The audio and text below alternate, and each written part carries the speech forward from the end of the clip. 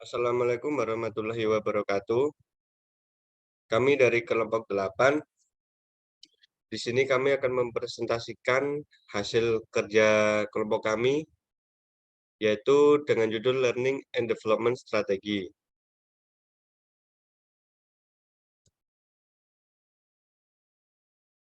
Di sini anggota kelompok kami yang pertama ada saya sendiri, Muhammad Rizky Amin, NIM 2019-117.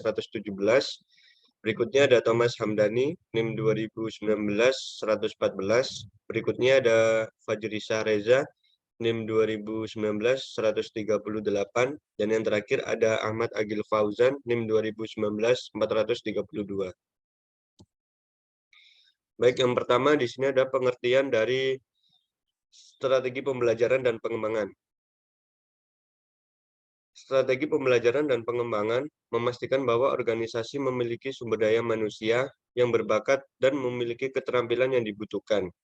SDM tersebut diberikan kesempatan untuk meningkatkan pengetahuan, keterampilan, dan tingkat kompetensinya.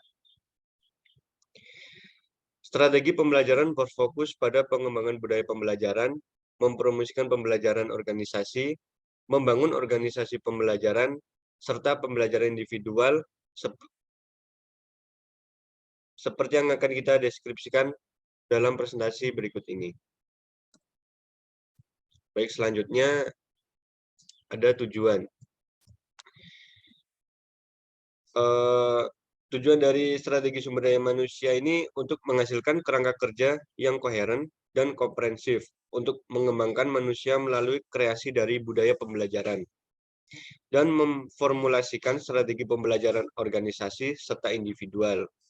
Peraturan dari strategi Departemen Sumber Daya Manusia merujuk pada aspek-aspek dari strategi manajemen sumber daya manusia yang berkonsentrasi untuk berinvestasi pada manusia dan mengembangkan modal manusia pada organisasi. Selanjutnya akan dijelaskan oleh rekan saya. Berikutnya ada elemen pengembangan MSDM. Yang pertama itu ada pembelajaran. Pembelajaran adalah merubah dari segi perilaku yang berdampak sebagai hasil atau praktek atau pengalaman. Berikutnya ada pelatihan. Pelatihan adalah modifikasi dari perencanaan dan sistematika dari perilaku pada acara pembelajaran. Berikutnya ada pengembangan. Pengembangan yaitu pertumbuhan atau realisasi atas kemampuan seseorang dan merajuk pada penempatan diri, pembelajaran dan pengalaman pendidikan. Yang keempat yang terakhir ada pendidikan. Pendidikan yaitu pengembangan atas pengetahuan, nilai dan pemahaman terpenuhi pada seluruh aspek kehidupan. Next.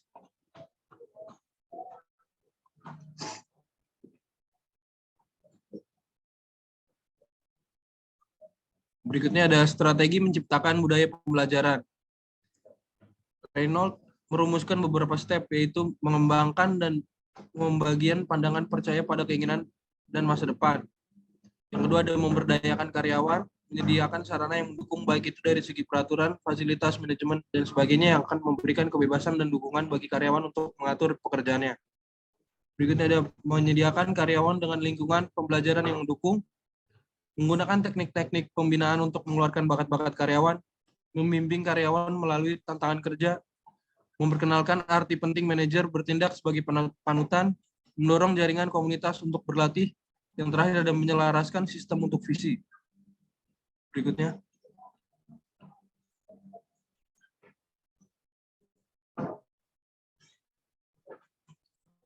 Berikutnya ada prinsip pembelajaran organisasi.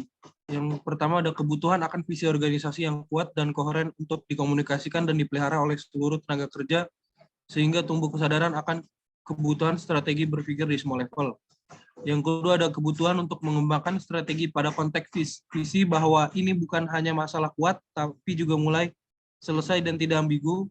Yang ketiga ada dalam kerangka visi dan tujuan, dialog yang sering, komunikasi dan percakapan merupakan fasilitas utama dari pembelajaran organisasi.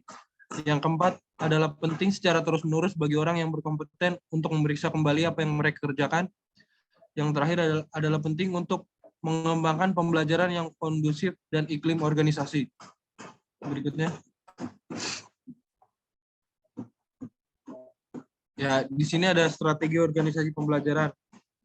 Jadi tahapan itu yang pertama adalah pemecahan masalah secara sistematis, Berikutnya ada percobaan, belajar dari pengalaman di masa lalu, belajar dari yang lain, dan yang terakhir adalah menyalurkan pengetahuan secara cepat dan efisien dalam organisasi. Berikutnya akan dijelaskan oleh teman saya.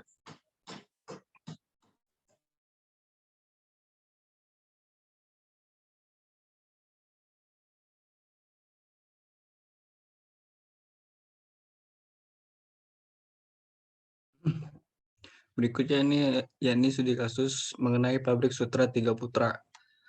Kasus pada pabrik Sutra Tiga Putra bertujuan untuk mengidentifikasi faktor-faktor internal dan eksternal perusahaan serta merumuskan dan merencanakan strategi pengembangan usaha kain tenun sutra di pabrik Sutra Tiga Putra dalam upaya memperoleh banyak relasi bisnis dan menambah nilai profitabilitas bagi perusahaan. Perusahaan Sutra Tiga Putra merupakan salah satu dari sekian banyak perusahaan sutra yang ada di Kabupaten Garut, Provinsi Jawa Barat yang mempunyai potensi untuk dikembangkan. Karena setiap tahunnya perusahaan ini mengalami peningkatan sampai akhirnya perusahaan ini mempunyai beberapa mesin tenun serta beberapa orang tenaga kerja. Selain itu, kualitas dari kain sutra yang dihasilkan pun sudah diakui oleh para konsumennya. Melihat kondisi saat ini bahwa dalam menghadapi persaingan yang semakin ketat, baik karena persaingan yang semakin bertambah, volume produk yang semakin meningkat, maupun perkembangan teknologi yang pesat, pabrik tenun Sutra Tiga Putra perlu menerapkan strategi yang lebih tepat untuk mengembangkan usaha agar bisa memenangkan persaingan. Next.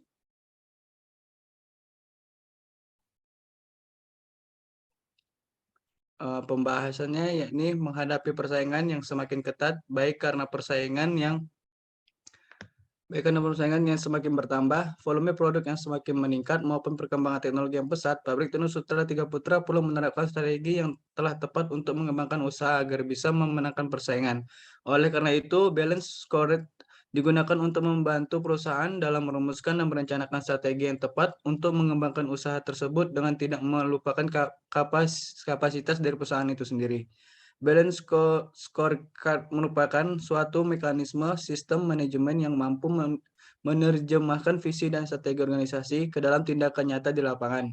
Keunggulan pendekatan BSC dalam sistem perencanaan strategis adalah mampu menghasilkan rencana strategis yang memiliki karakteristik sebagai berikut. Yang pertama itu komprehensif, yang kedua keseimbangan, dan terakhir itu terukur. Perusahaan menggunakan balance scorecard sebagai sebuah sistem manajemen strategis untuk mengelola strategi jangka panjang. Tujuannya yaitu agar perusahaan mampu bersaing dengan industri lain yang sejenis agar dapat terus bertahan. Next.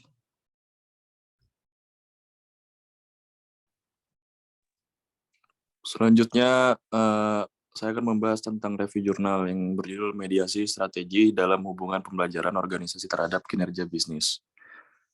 Next. Yang pertama ada abstrak, yaitu kinerja bisnis seringkali dia dikaitkan dengan ketahanan bisnis skala kecil menengah. Penelitian ini bertujuan untuk menganalisis pengaruh pembelajaran organisasi terhadap kinerja bisnis dengan mediasi, kolaborasi, dan diversifikasi. Usaha pada wedding organizer di Kota Semarang. Jenis penelitian ini merupakan penelitian eksplanatif dalam menjelaskan faktor yang mempengaruhi kinerja bisnis. Hasil dari penelitian ini membuktikan bahwa pembelajaran organisasi berpengaruh terhadap kolaborasi, pembelajaran organisasi berpengaruh terhadap kinerja bisnis, pembelajaran organisasi berpengaruh terhadap diversifikasi usaha. Kolaborasi berpengaruh terhadap kinerja bisnis dan diversifikasi usaha berpengaruh terhadap kinerja bisnis. Next. Selanjutnya ada pendahuluan. Perkembangan ekonomi dunia serta perubahan struktural yang terjadi di berbagai segi dalam globalisasi telah menimbulkan tantangan dan sekaligus peluang bagi perkembangan dunia usaha di pasar lokal maupun di pasar global. Satu hal yang merupakan prasyarat untuk dapat mengatasi tantangan yang ada dan memanfaatkan peluang bisnis yang timbul adalah meningkatkan daya saing. Penelitian ini dilakukan pada salah satu jenis UMKM yang memiliki ketahanan yang kurang baik, yaitu pada wedding organizer. Permasalahan daya tahan bisnis WO mengindikasikan kinerja bisnis yang kurang baik sehingga perlu dikaji lebih lanjut. Usaha mikro, kecil, menengah yang bergerak di bidang WO sangat berperan dalam membantu penyelenggaraan pernikahan khususnya di Kota Semarang. Next. Lalu ada telah pustaka. Yang pertama yaitu pengaruh pembelajaran organisasi terhadap kolaborasi, lalu ada pengaruh pembelajaran organisasi terhadap kinerja bisnis, lalu ada pengaruh pembelajaran organisasi terhadap diversifikasi, lalu ada pengaruh kolaborasi terhadap kinerja bisnis, dan terakhir pengaruh diversifikasi terhadap kinerja bisnis. Selanjutnya metode yang mencangkup yang pertama pengumpulan data, lalu ada statistik deskriptif, uji asumsi klasik, analisis regresi berganda, uji hipotesis, koefisien determinan, dan terakhir ada uji Sobel.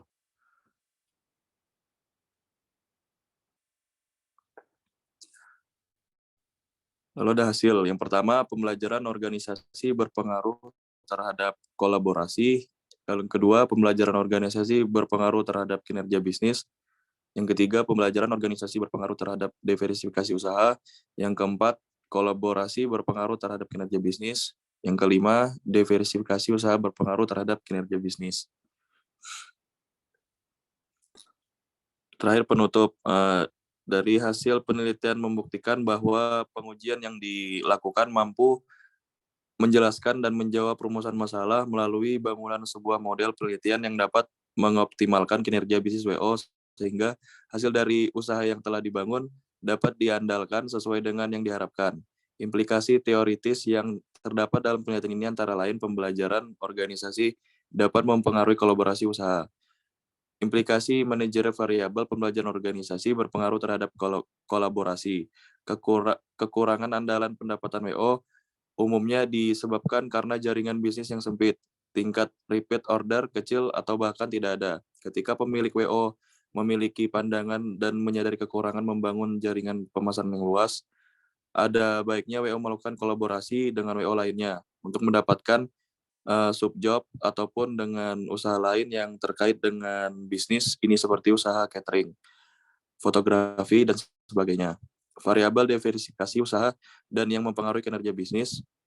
Lalu pemenuhan kebutuhan klien secara lengkap memberikan nilai tambah suatu usaha WO di mata klien, namun agar diversifikasi efektif baiknya memperluas bidang usaha yang masih terkait dengan bisnis WO.